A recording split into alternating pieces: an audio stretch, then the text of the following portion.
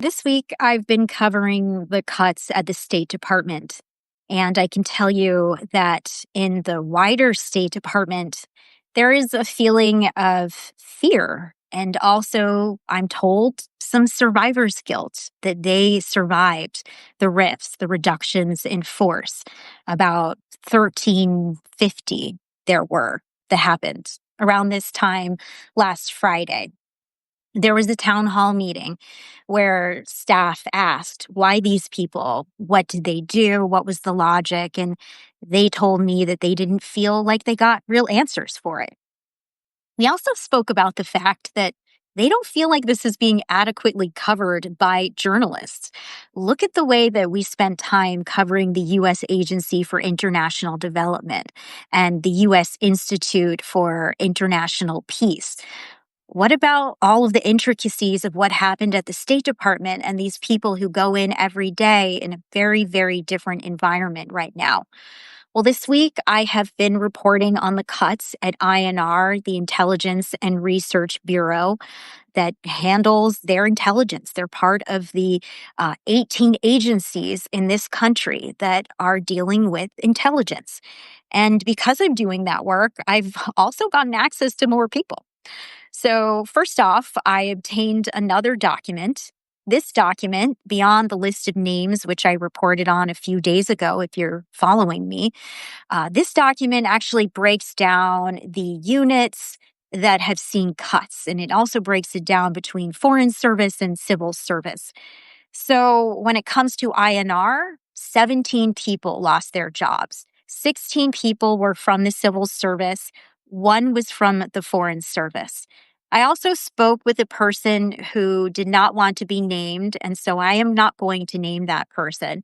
I'm going to call this person Morgan. Have fun figuring out if that's a man or a woman or whatever they want to identify as. But this person told me, quote, I want to make sure that we're being heard and not forgotten about, a person inside INR. So this person described two offices inside INR that have been eliminated. I'm going to tell you about them. One was the Office of Analytic Outreach, AO. They bring in speakers from other embassies, other countries. The idea is basically to just educate. INR invests a lot of money in training and education for their officers. They knew that they were going to be riffed. That was no surprise to them. But the second office is a different story. That office is called Intelligence Policy and Information Sharing Center. Gotta love the titles of some of these offices. But in any case, they're the ones who deal with foreign disclosures across all of the State Department. So they could get classified information and they make sure that that information is safe to share. Could be that Secretary of State Marco Rubio is about to make a speech. Some of that information could go to this office. They can make sure that the information that he shares is not going to lead to the disclosure of sources or methods. But there are other examples too. A diplomat overseas, say in Syria or in France, could contact this office and say, I want to curry favor with this person. Is there any information that you can give me? Or here's some information. Is this safe to share with them? And this office would go through the process of getting that information cleared. And this is something that they aren't doing by themselves. They'll also be talking to the CIA, the Defense Intelligence Agency, NSA, different agencies. The process itself of how they do the work, Morgan tells me, is classified. But this office did not know that they were going to be riffed. It was a total shock, I'm told. There was a congressional notice that was sent in the spring, and it said that this office would be moved to an office called Technical Collection Affairs. So people were scared that they could lose their jobs, and they went to the higher powers and said, what's going to happen here? Can you give us more information?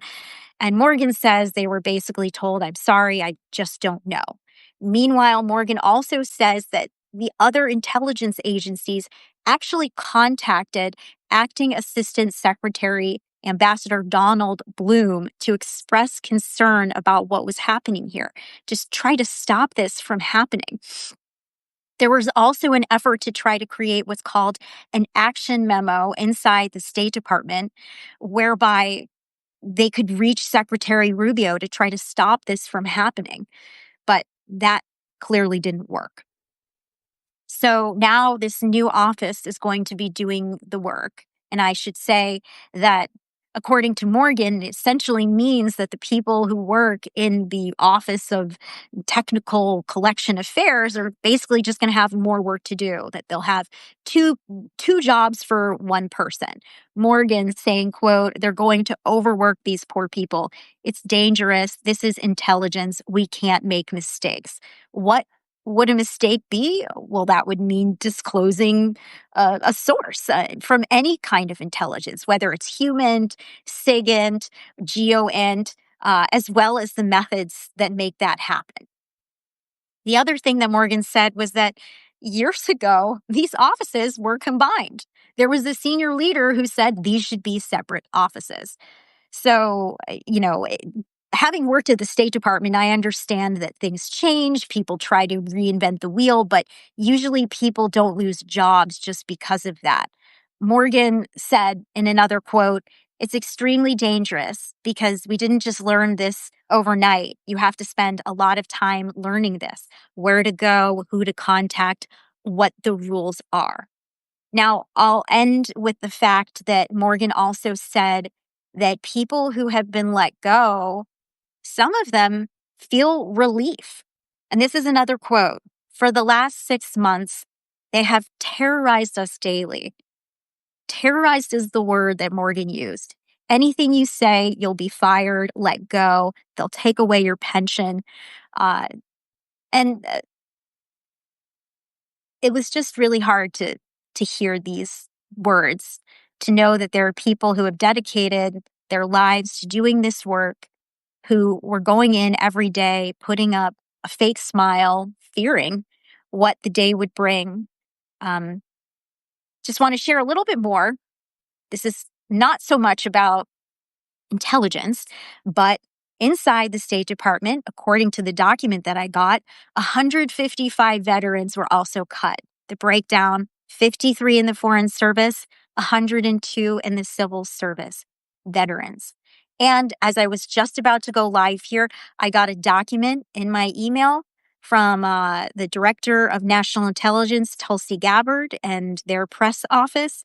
They are claiming that they're releasing documents that have overwhelming evidence that demonstrates that President Obama and his national security cabinet members, quote, "manufactured and politicized intelligence to lay the groundwork for what was essentially a years-long coup against President Trump." This is the second document related to the 2016 election. A few days ago, we had CIA Director John Ratcliffe also release a document undermining the assessment of 2016 that Russia interfered in the election, an intelligence community assessment. This is the second document we're seeing that is specifically targeting 2016. I've been doing these little intelligence nuggets for you. I hope that you're liking them. This was my first week doing it. I'm having fun. Let me know if you're enjoying it. And I appreciate your support, and have a good weekend.